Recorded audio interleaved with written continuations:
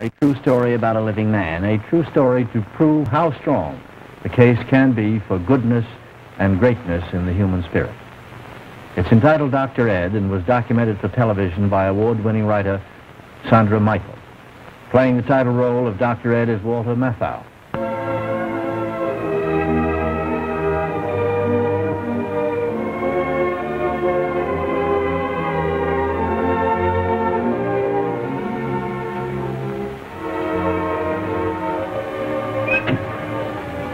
Act 1 of Dr. Ed, a true story about a living man. It was October and beautiful time in the countryside around Meadville, Pennsylvania. But a busy time, too, for Dr. Edward Connor, pediatrician.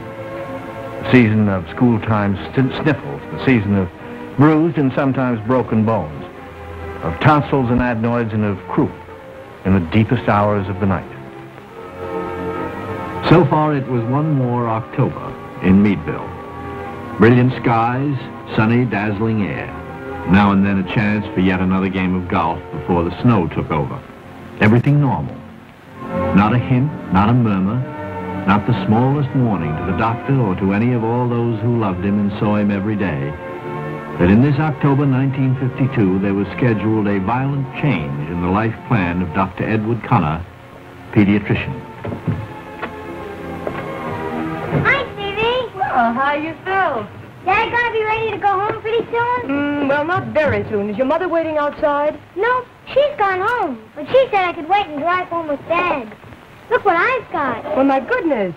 Well, that looks like a bicycle bell. That's what it is. Now all I need is the bicycle. Well, Christmas is coming. Yeah, but I don't think I'll get it too early this Christmas. But maybe next. I traded my chemistry set for this. Ooh, Jody. Sorry. Sure is loud, isn't it? Yeah, look, why don't you go over there and read a magazine until your dad's ready to go, Okay.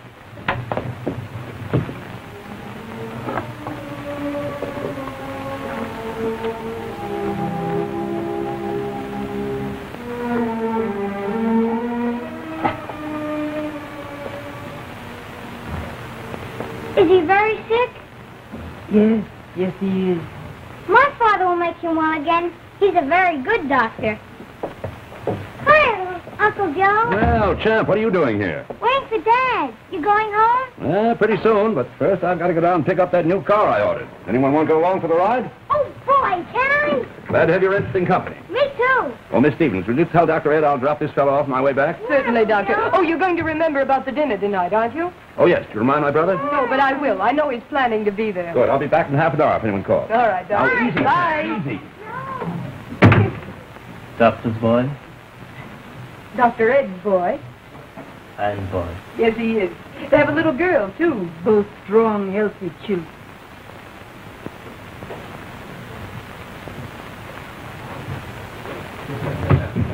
And I knew it wasn't anything, but my husband thought you ought to see her anyway. Well, it certainly is a relief to know she's fine. It couldn't be any finer, Mrs. Pfeiffer.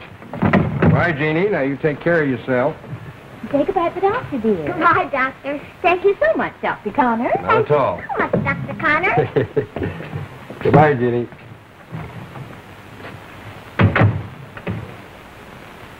Oh, Mrs. Matzik. Mrs. Matzik.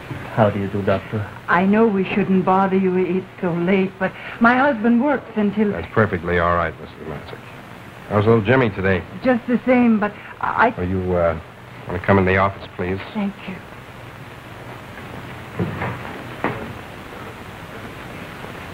Oh, Stevie, any messages for me? Jody was here, Doctor. He wanted to go home with you, but then your brother offered him a ride. Oh, well, with that new car, how could I compete? Sit down, please. Mr. Matzik, Mr. Matzik. I wanted my husband to hear what you tell me about Jimmy, Doctor. I think maybe I don't understand so good. Maybe... Well, I'm sure, Mr. Matzik, that you've already heard anything that I can tell you. Dr. Connor, you see, I don't know. I tell my husband, it's like you're more hopeful. You don't say Jimmy never get better. Well, I don't like to use the word never, Mrs. Matzik. I don't like to think that even in a case like this, there's no hope. Even in a case like this? No, Mary, you know, the other doctors told us how bad it is. I know the other doctors, but I think Dr. Connor is different. I feel that he is. Well, Mrs. Matzik, you know what we call Jimmy's trouble, muscular dystrophy. For some reason, we don't yet understand the muscle tissue. You know, the muscles, they deteriorate. They kind of disappear. The same sickness our Teresa has. But the hospital in Pittsburgh take her. They're trying to help her. Why not him? Mary, Jimmy's worse off. That's why. I know he is worse off. He needs help even more. Dr. Connor, why won't someone help him? Well, I'm sure they would if they could, Mrs. Matzik, but even the big hospitals sometimes don't have the facilities to take care of every handicapped case. See, it's a great problem, and especially in a small town like ours. Maybe someday we'll find... Someday won't help our boy. Mary, please. Is he supposed to go on like this? Lying all day without able to lift his head like he was nothing? He's alive. He's a human being. And I know he's like other children inside in his head.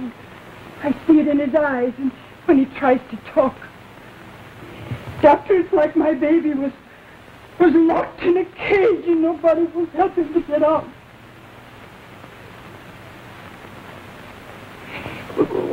With all the science and the medicine there is in the world and the wonderful things I do for people, why can't somebody do something for him? Isn't he worth saving? Do they think he should just die and it won't matter? Of course not, Mrs. Matzik. Now, nobody thinks he should die. He's not going to die. Now, don't worry about that. Oh, why did our children have to be born like this? Is it my fault, Doctor? Is it my husband? No. Now, you've got to get that idea out of your head, Mrs. Matzik. It's nobody's fault. Nobody's fault. We know very little about muscular dystrophy. We do know it can happen to anyone, just like the other crippling diseases. Sit down, Mrs. Matzik. You know my brother, Dr. Joseph. Yes, Doctor. You know that he has a beautiful daughter. Beautiful daughter. She was born with a crippling disease. These diseases that cripple our children, muscular dystrophy, cerebral palsy, polio, they can strike anywhere. Jimmy's trouble is not your fault, Mrs. Matzik, nor is it your husband's. As far as we know, it isn't anybody's fault. Well, maybe the fact that more isn't being done for children like Jimmy, maybe that's partly my fault as a doctor. Your fault? Yes, my fault. Other doctors. You should have time somehow to do more. You've only got 2 hands, Doctor. So far, that hasn't been enough, Mrs. Matzik. Not enough. There wasn't enough of anything that was so desperately needed here. Not time or means or manpower. But if there were, the doctor dreams a wild, improbable, wonderful dream. This listless hand might learn to flex, to open, to close, to be a hand. This tragic, not quite lifelike figure might become a child. The child he can see in those eloquent asking eyes. The doctor needs no microscope, no stethoscope to tell him what lives here in this cage, in this prison. A child with the same hunger for life that his own healthy children express in all their waking hours, and in some hours officially reserved for sleeping. Hey, let me finish the rabbit for you, Cheryl. No, I have to do it myself. Oh, you'll never get it done. I can do it fast. No, Jody, no. You're not drawing a rabbit anyway. Looks more like a cow. Well, the last time I looked in here, my children were on their way up to bed. You people must be new in the neighborhood, huh? In a minute, Mommy. In a minute. She said she couldn't go to bed until she put a rabbit in a drawing. To keep the squirrel company. He'd get lonesome. Well, now, that's a real nice idea and something new in the way of excuses. But nevertheless, and even so, my friend... Daddy's home! Daddy! How are you, fellas? How's my little baby? Hi, darling. Hello. Is there anything to the rumor that you're going to have time for a story before you leave to the dinner tonight? Now, if certain people are in bed within 5 minutes, I may be able to... Oh, children, please, your poor father's ears after a busy day. Are you awfully tired, Ed?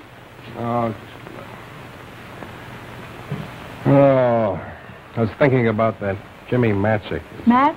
Parents brought him in again today. Oh, are they the family with the muscular dystrophy children?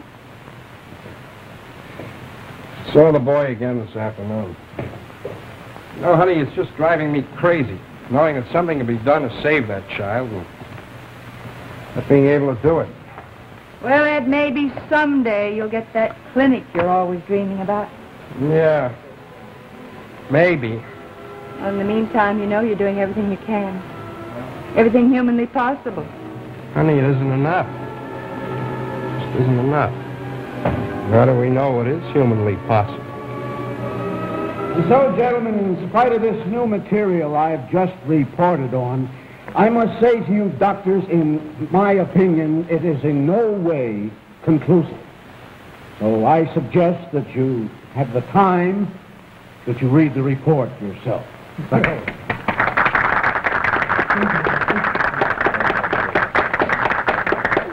Oh, hello. How are you? Well, I wonder if anyone ever will kill and lick the common cold. Dr. Melling doesn't seem to think that last group's gone very far. Well, I guess I'd better step along pretty soon if I expect to catch my train. Oh, you got a little time yet. You know, you ought to get over here in the summertime, Dr. Bain. We could show you some fishing around here that'll really pop your eyes out. Not too far away, either. You know, that's one thing I envy you fellows in the smaller communities. You, have a cigar? No, thank you. Even when you're busy, you still have a better chance for recreation. At least you don't have to waste a lot of time in transportation to get out to the country. I can't argue with you there, Dr. Bain. It's a pretty good life. Well, it agrees with you. That's obvious. You look like the healthiest person here. Well, perhaps I should be. I happen to be the youngest. I guess you're right at that. Let's see, you're about, 42. 42.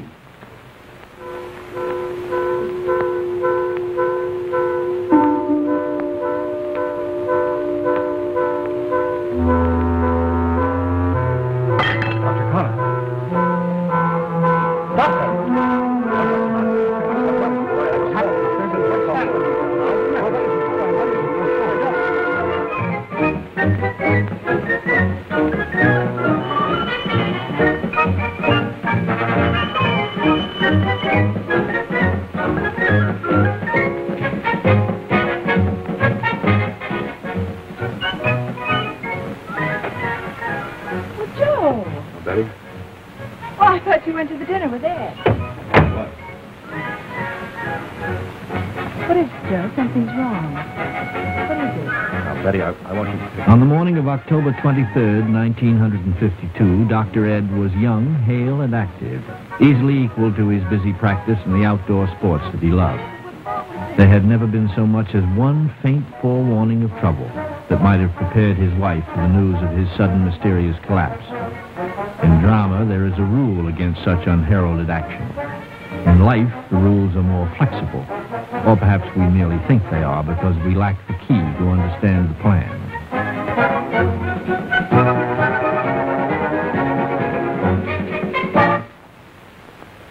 Oh, dear God, help us.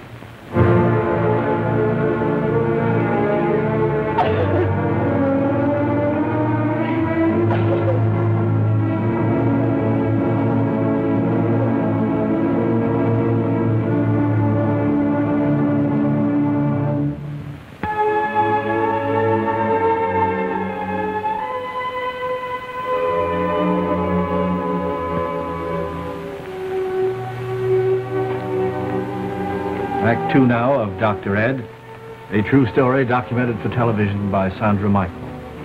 The morning of October 24th, 1952, Dr. Edward Connor's office in Meadville, Pennsylvania was empty. All appointments had been canceled. The doctor himself was the patient now. He lay on a hospital bed, paralyzed, unable to speak, partially blind.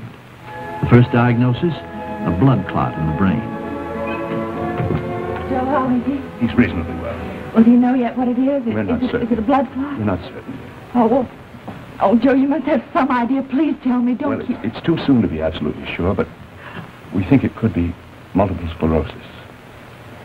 Multiple sclerosis? So little is known about it, it's sometimes called the mysterious disease. It affects the nerves and the nerve ends. Multiple sclerosis. Joe, that's awfully serious, isn't it? Yes, it is. Oh, dear God. Oh, but Betty, so is life serious. Walking in the street is serious. Driving your car is certainly serious. That's no reason to think we can't manage both these hazards safely enough. Joe, isn't that the disease they don't know any cure for? Oh, they're working on it. They may come up with a cure next month, next week. Well, in the meantime, won't Ed ever be able to see again? Will he always be paralyzed? Oh, no, of course not.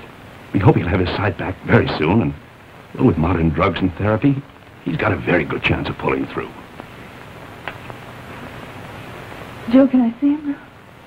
Yes, for a minute.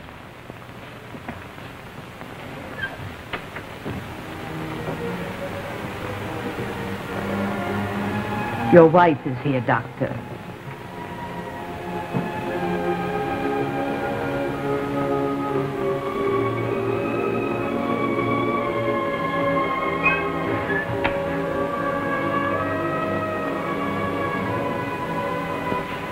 Hello, darling. It's me.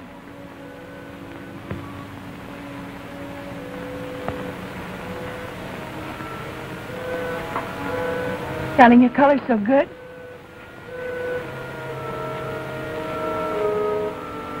The children send you 1,000,000 tons of love. Those are exactly the words they use. They're just crazy to come see you, and Joe says in a few days you'll...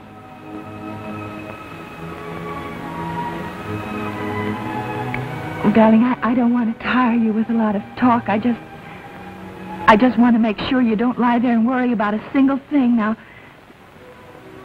Joe and Dr. Collins are taking care of all your cases, and everything's just fine at home. The children have been so good. Of course, we miss you just terribly. Even though we know it won't be long before we have you home again.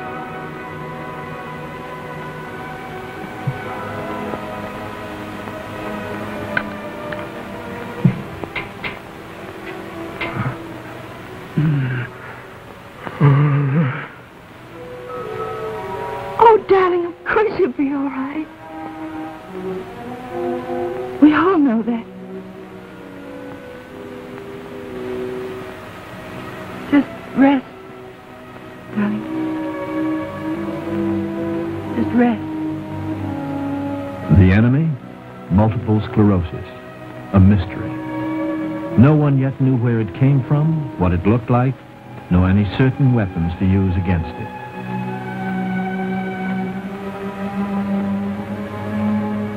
But they fought it, inch by inch, hour by hour, week after week.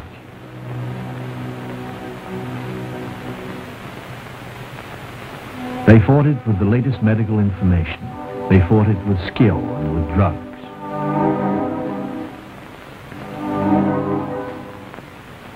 They fought it with endless examinations and devoted nursing.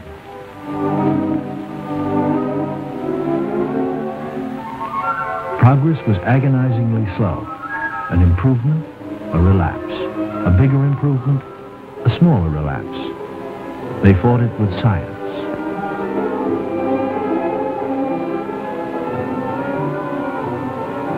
And they fought it with love.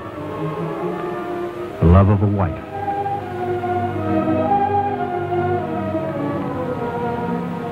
The love of a friend.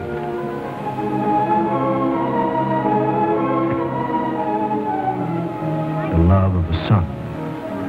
Bye. The love of a brother. Between the patient and those who pulled him back over the edge of the cliff, there was love and faith, the two strong hands that will not let go.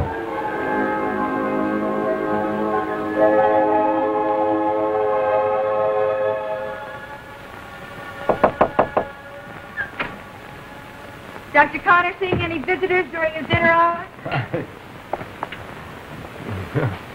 We've been Christmas shopping. You can look at the more Darling. set, too. One fat one and one long one. All right, that's enough out of you. Let's see how you did. Not bad at all. Want to see something? See what? What, Dad? Just watch.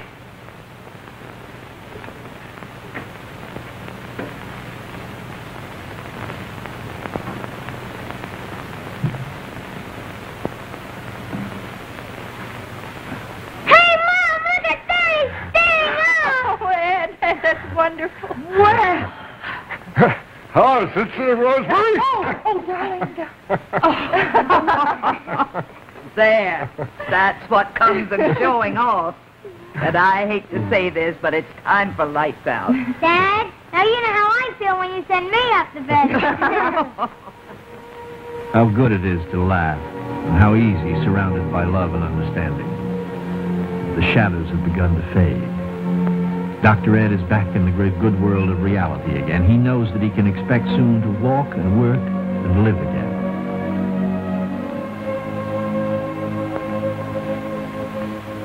Good night, Doctor. Sleep well. Sister? Good night.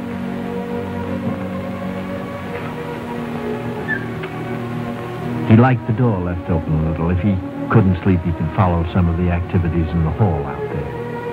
The feet walking by, so competent, so sure. Dr. Ed stared up at the ceiling he had come to know so well and wondered, did all the people blessed with hurrying feet ever give a moment's thought to the miracle? Does the golfer swinging into the bright new morning ever pause to marvel at the beauty of motion, of disciplined power and calculated precision, the fabulous perfection of a complicated system of command, mind, nerves, muscles, knives, forks, spoons. Let one's fancy go no further afield than that. The simple art of eating a meal. Simple.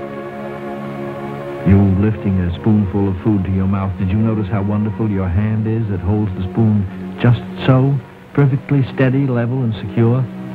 What instrument has man ever made to equal the infinite skill and grace of the healthy human hand? And what invention was ever so remarkable as the human voice?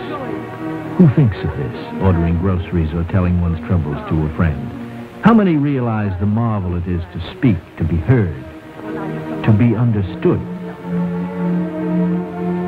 What about Jimmy Matzik? Almost old enough for school and not able to walk, or to stand, or even to sit up. Not able to hold a fork or a spoon, a glass of milk or a slice of bread. Not able to make his mouth say words his mind so desperately wants to speak. Oh, such a shame about the little matchstick boy. Completely helpless, like a rag doll.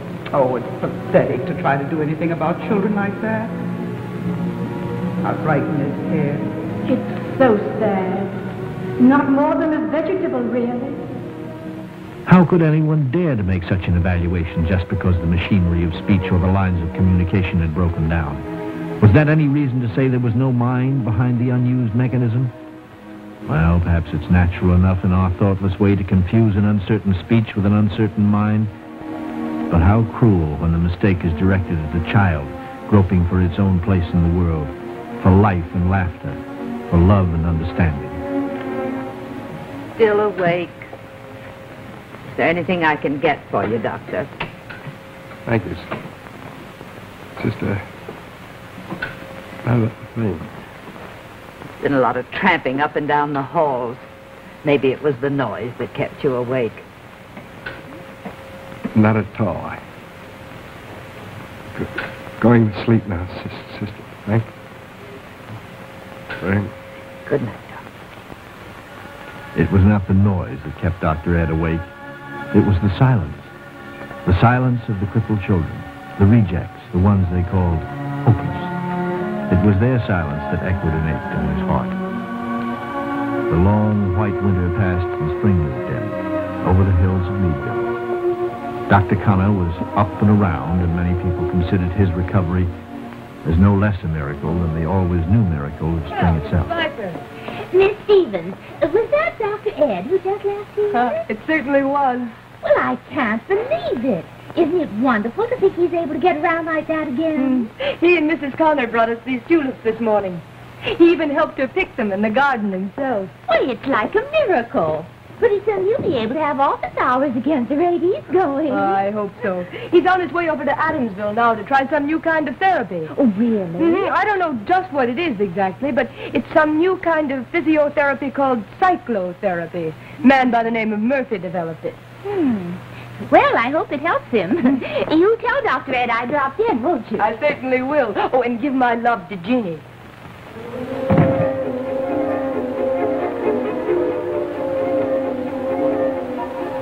Owen K. Murphy, an engineer, himself equipped with the most powerful type of engine yet devised, a generous and loving heart for his fellow men.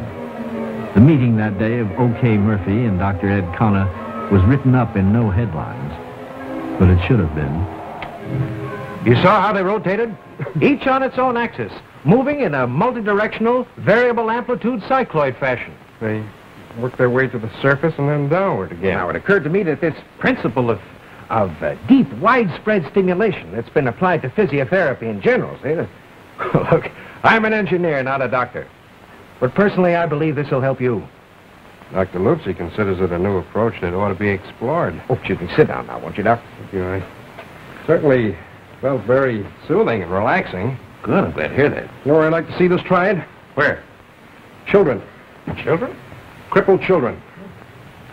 Children with polio, muscular dystrophy, spastics. If anyone needs special treatment, special therapy, it's those crippled children. Well, I knew you were a pediatrician, Doctor. I didn't realize that crippled children were your special interest. Well, back in my mind, I guess they always have been. My practice is like most. I have more normal patients and special ones. Besides, it just isn't the time and facilities to take care of cases that require highly specialized treatment. In the bigger cities, Mr. Murphy, it's a little easier. A child who's handicapped has a pretty fair chance of getting some good treatment, even though his parents might not be able to afford it. But you take a place like Meadville, small towns like that, well, real bad. People have no place to turn. Well, that's a very deplorable situation. It's not that they wouldn't like to do something. People of Meadville would, but they just can't. The child simply becomes a reject. The case is called hopeless. And the parents just sit around eating their hearts out while the child becomes more and more hopeless. Tell me something, Doctor. If you could, what would you do to help the crippled children in your community? What would I do? Now, if you had the time and the money. Well, that's easy, Mr. Murphy. I'd do what I'd like to see done in every community in this country. I'd open up a clinic for handicapped children. Clinic, huh? Right. I'd staff it with the best possible nurses and therapists I could find. I wouldn't say no to anybody who came in for help. And I'd never send a bill. Mm-hmm. Well, thank you, Mr. Murphy. If I ever get this clinic started, why, I sure would like to use this therapy of yours. Well, if you get that started, Doctor, I'm sure you will. Excuse me just a minute. Hope I'm as positive as you will be. Hello? Oh, Leo. Yes. Uh-huh. Yeah. Oh, hold on just a minute, will you, please? I expect to be over your way in, about a month, Doctor. I'll see you then, and thanks again. Yes, it's been my pleasure, Doctor. Bye. Here, right. Yes, Leo.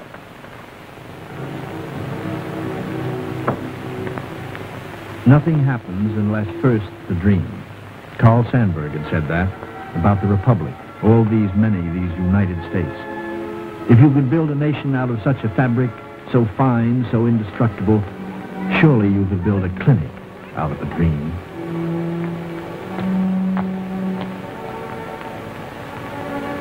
A clinic, a place where the helpless and hopeless might get their chance to belong in the world of childhood. There was only one thing wrong with Dr. Ed's dream. It would take a lot of money. There was nowhere to go without it.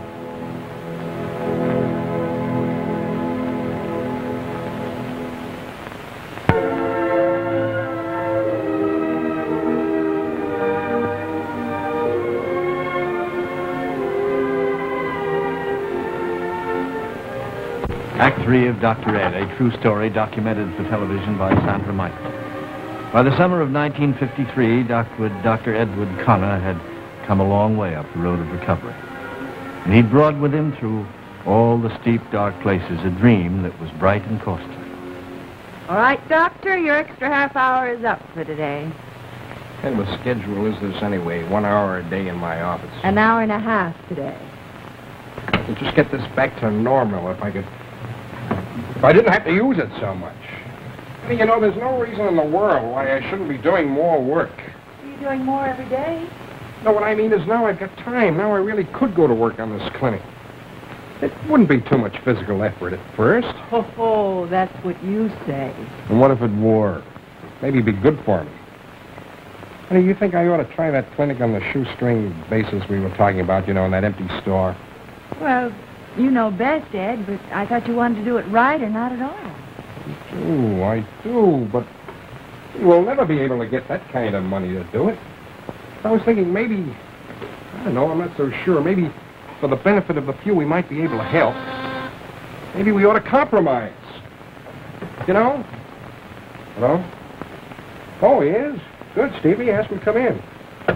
Murphy's here. Murphy? Okay, Murphy, you remember. Oh, He yes. stopped in when he came to town. Mr. Murphy, good to see you again. Nice How to are see you, Doctor. This is my wife, Betty. Mr. Murphy. Well, How do you do, Mrs. Mr. Scott? Murphy? Well, I hope I'm not breaking in on any family No. conference here. No, I was just leaving. I'll get some shopping done down in Fairyland. Hmm. I'm very glad to have met you, Mr. Murphy. My husband is very enthusiastic about your new therapy. Well, thank you. I'm glad to hear that. Well, so long. Hi. See you Sit later. down, Mr. Murphy. Well, Hi. You're back in practice again, are you? Well, that's wonderful. Well, just an hour or so a day in my office. Not nearly enough to suit me, Mr. Murphy. What I say, you'd made a phenomenal recovery. I'm grateful to be where I am. How's your project coming along? My project? Well, your dream clinic, don't you remember? We talked about it that afternoon in my office. Here it is, Mr. Murphy. Still a dream. Huh? Well, plans? Estimated cost of operation? Budget? Tell me something, Doctor. Would you have time to take on a project like this? Help plan it? Organize it? And then run it? Mr. Murphy, that's like asking me whether I'd have time to breathe. You see, the big problem... No. Ever since you started to talk about this thing, well, you've had me dreaming. I'd like to work with you on it. I've got some money. I feel I've been very fortunate. I can't think of a better way to spend it than on that clinic of yours. Mrs. Murphy and I are both crazy about children. We don't have any of our own, so we got to mulling this thing over, see? And we said to ourselves, this is for us. We'd like to underwrite that clinic if you'll run it, Dr. Connor. You really mean this? What do you say, Doctor? Who would have had the right words at a time like this? A dream was going to come true. Not a dream for himself, but for others. The rejects, the forgotten. The silent children sitting in the corners of our world. Oh, Ed, that's wonderful. Well, of course I want to work with you on it. Really, Doctor? You mean you'll take Jimmy, too? And so the work started. A colossal amount of exhilarating, exciting work. That must be about that house at 839 Park. Here, you dreamers need refueling. Sure could use some. Feels as if we built the place already by hand. You don't think we're working him too hard now, do you, Miss Connor? Ed? Oh, I should say not. He thrives on it. I think he's improved faster since all this started. Pardon us, madam. We're busy here. Yes. Fresh coffee coming up. Is that Collins? He has to be up with plants in about a half an hour. So where were we? You were talking about the general appearance of the place. Oh, yes. The whole atmosphere has to be happy. You know, bright, gay. Lots of colors. Yeah, children love color. Fantasy is what we want. The place shouldn't look like a clinic. Mustn't be anything cold or institutional about it. Nothing to frighten them. Just the opposite. Ought to have look like a play school. No, better than that. This place ought to be a fairyland.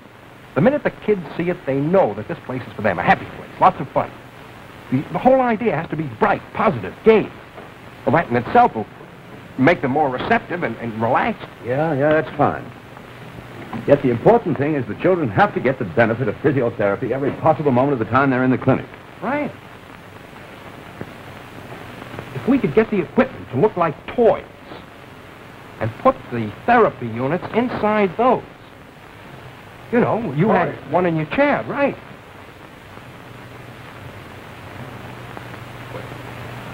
Well, why not? Look, we could build them an airplane. Now, the kids would love that. The seat in the back would have therapy units built in it, and they wouldn't even know we're there. Then we could build hand controls, foot pedal, whatever you say. Now, while the children are operating them, they're getting additional therapy. And having fun. Now, listen, we're getting someplace. Now, we could build boats and horses and bicycles. You know, all the things that kids are crazy about. It'd be like going to a circus every day. Imagine what that would mean to a child who's never even been able to handle ordinary toys. And that's it. You've got the answer. Come on. You tell me what it is, what you want. What the purpose of each piece of equipment is supposed to be, and we'll build you the darnest toys you ever saw. What is this, anyway? It looks like a dragon. Oh, this is St. George and the Dragon. You see, St. George is a crippled child who's given a dragon a run for his money. Oh, I see. Meadville Center for Handicapped Children. Of course, I think it's a wonderful idea, but will it work? What do you mean, will it work? Well, you know how bad off some of those children are. And, well, when a child is born that way, I just wonder. Well, I don't know, Laura, but I'll tell you this. If one of mine was a handicapped child, I'd thank heaven for a place like this. And I hope and pray it works.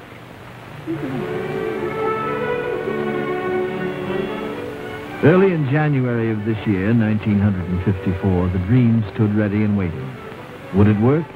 Everything was prepared for the young patients. No, not the patients, the happily expected guests, the playmates, the real owners-to-be of this fairyland. Best of all, these people were waiting. Dr. Ed, Dr. Joseph, the nurse, and the whole wonderful staff. Warm hearts and loving hands, ready to welcome the children. Would it work? There must have been a lot of people who wondered those first days. Some of the parents daring at last to hope, and yet wondering fearfully if their prayers really could be answered at last. And others, the skeptics like Ken Forsythe, newspaper man sent here for a human interest story.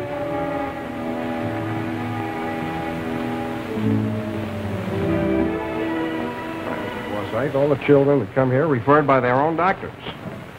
See, we don't take any child in the community that's handicapped. Muscular dystrophy victims, polio victims, cerebral palsy. Well, Dr. Connor, I think it's a great thing you've taken on here. A great thing, believe me. But just how much can you actually do for those kids? I mean, I took a good look at them, and some of them, well, I don't see... Can you actually make human beings out of them? Mr. Forsythe, they are human beings. Well, yes. A lot of people think that the cerebral palsied child is perhaps not as mentally alert as the so-called normal one. In a lot of instances, Mr. Forsythe, they're even more alert. Well, now, for instance, that little boy you were telling me about, the one who can't even sit up, why, he must be 5 years old. What are his prospects? I don't know, but we'll do everything we can. And as a matter of fact, I'm very hopeful about Jimmy Matzik. Hello, sweetheart. How are you? Hey. I'll be out to see you pretty soon. Huh? She's beautiful. Beautiful. Now that one. Just how much can you really help her? Mr. Forsythe, someday this little girl might be able to dress herself. Dress herself? That's right. Now, you stop and think for a minute. What a magnificent thing that is. A simple act, like dressing oneself, is to a human being that's never been able to do it before. Think what it means to her parents to have that child independent enough to dress herself. Well, to you and me and, well, perhaps others, act like that doesn't seem like much. To these children, these are miraculous accomplishments. Miraculous accomplishments. Well, I have hope for all the children. Some, I think, will even be more competent or as competent as normal children. And even if there are some who don't improve dramatically, the very fact that we've taken them that something is being done for them. Think of what an effect that can have on the attitude of the parents, the home, and the family. Yeah, well, Doctor, you've sure cut out a job for yourself. There's just one more thing. You yourself don't get any, I mean, you contribute your services. That's right. I make my living in my private practice. I don't get paid here, neither do any of the other doctors on the board. That is, we don't get paid in a monetary sense. Well, thank you very much, Doctor. That's all. Forsythe. We should come back in about 6 months and see what the returns are by then. I think I will. Thank you. Bye. Not at all. Thank you. And so Dr. Ed and his staff went to work. They shortened the word hopeless to the word hope.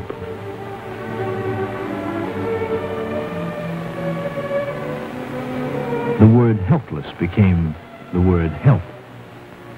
For the first time, a child knew what it was to help yourself.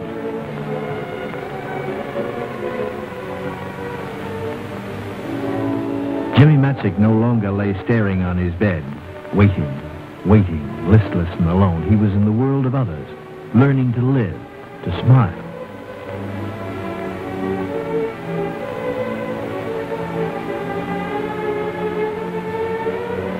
Dr. Ed worked, watched over them, and hoped. And on June 20th, 1954, he was ready to hold open house at number 839 Park Avenue, Meadville, Pennsylvania. His dream had been a reality for 6 busy months, and now the people had come to see for themselves had it worked.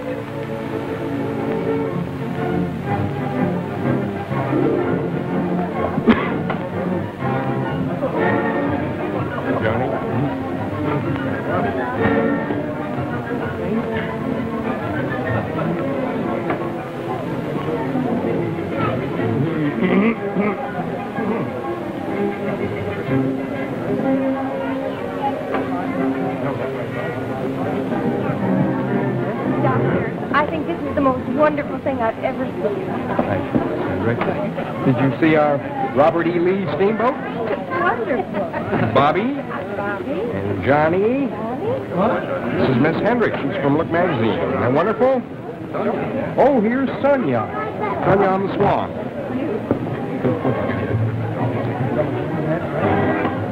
Good. Did you ever see anyone having a better time? Dear darling. It's my little boy. Kitty. What a wonderful-looking boy. 6 months ago, he couldn't lift his head from the pillow. His little sister couldn't walk alone. Now she goes to school. It's like a miracle. It is. No one gave us any hope before. And then that wonderful Dr. Connor. Just think what he has done for us. Even when he couldn't get around very well himself, he was here every day helping with the children. He's fine now. He is. God has blessed him, and no wonder. Excuse me. Well, hi. Oh, hi. You're Sally Hendricks of Look Magazine, aren't you? Yes, I guess I am. I'd almost forgotten who I am, not to mention where from. Yeah, I know what you mean. Ken Forsythe. I'm the guy that thought this couldn't happen. Really? Yes, I saw these kids when they first began coming here. Excuse me a second.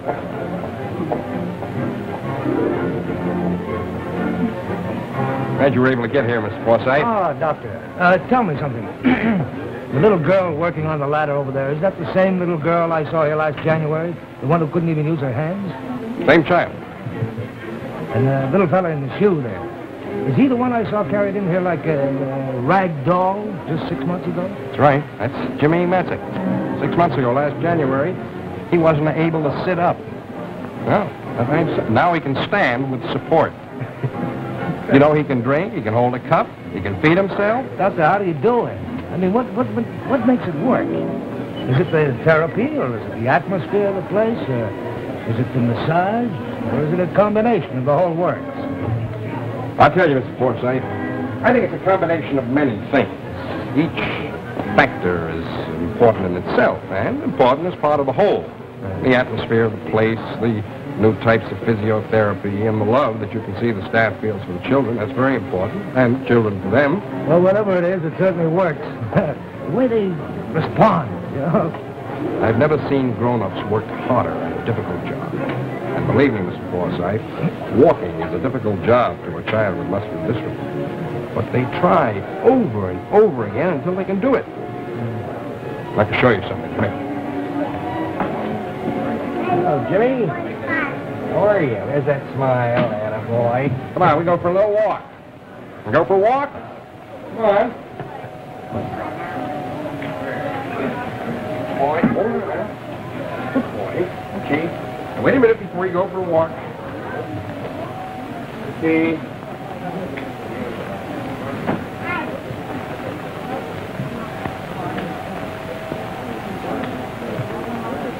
Come on, Jimmy. Come on, Jimmy boy.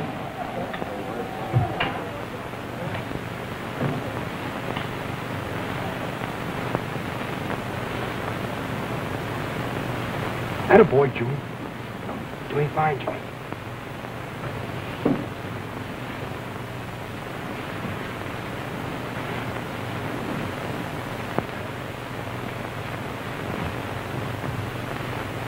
Good boy, Jimmy. Good boy. Come on. Come on. Little move.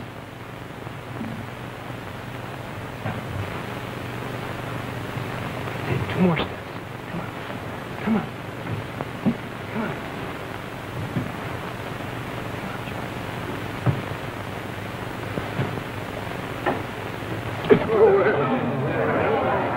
I made it. Jimmy, I'd like you to meet Mr. Forsythe. He's a newspaper reporter. Hi, Jimmy. You got anything to say for the press? My doctor.